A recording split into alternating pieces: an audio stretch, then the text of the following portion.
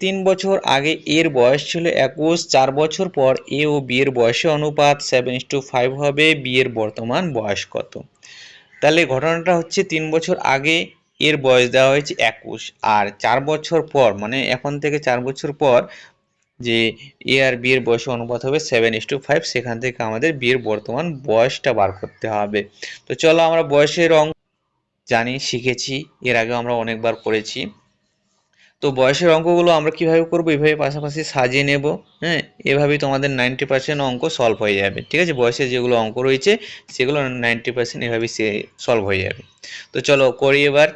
বলা হয়েছে 3 বছর আগে এর বয়স ছিল 21, তাহলে 3 বছর আগে এর বয়স ছিল 21, তাহলে 3 বছর আগেকার ঘটনাটা এটা।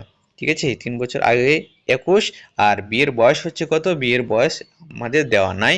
বিয়ের বয়স, বিয়ের যে বয়স সেটা আমরা কিন্তু অনুমানও করতে পারবো না, যেগুলো ইনফরমেশন দেওয়া হয়েছে সেখান থেকে। তাই আমরা কি করব বলো তো, আমরা x ধরে নেব। x ধরে নিলে আমাদের কোনো অসুবিধা নেই। এবার বলো 3 বছর আগে যদি এই ঘটনাটা ঘটে তাহলে বর্তমানে কি? বর্তমানে হয়ে যাবে 21, এর বয়স হয়ে যাবে 21 + 3 24 হয়ে যাবে। বোঝা গেছে এইটুকু? আর বিয়ের যেটা বয়স, বিয়ের বয়স হয়ে যাবে x + 3। আশা করি কোনো অসুবিধা নেই।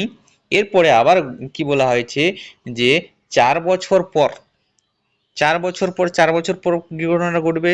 যখন আমরা 4 বছর পর ঘটনাটা পাবো, সেই ঘটনাটা কি? 4 বছর পর এর বয়স হয়ে যাবে 28, তাই তো?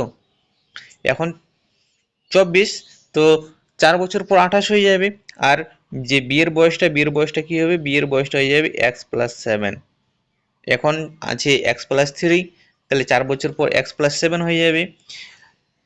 এর বয়সের অনুপাত এখানে দেখো 7:5 হবে, আর অনুপাতটা হয়ে যাচ্ছে 7:5। তাহলে 4 বছর পর যে এই যে বয়সটা হচ্ছে এটার অনুপাত বলে 7:5 হবে। তাহলে এটাকে আমরা ইকুয়েশনে করে নিই। তাহলে ইকুয়েশন যদি করি আমরা 28 x + 7 = 7/5।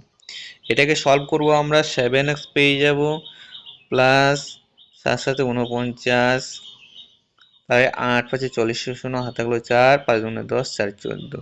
তাহলে 7x = কত হবে বলো তো? 140 থেকে 49 বাদ দিলে 1, 5, 14 থেকে 5 গেলে 9, 91। তাহলে x = কত? x = 7, একে 7, 7 × 3 = 21, 13। তাহলে x এর মান পেলাম আমরা 13। এবার বলো বিয়ের বর্তমান বয়স কত? বর্তমান বয়স হচ্ছে x + 3, তাহলে 13 আর 3 16। তাহলে সঠিক উত্তর হয়ে যাবে অপশন ডি, 16।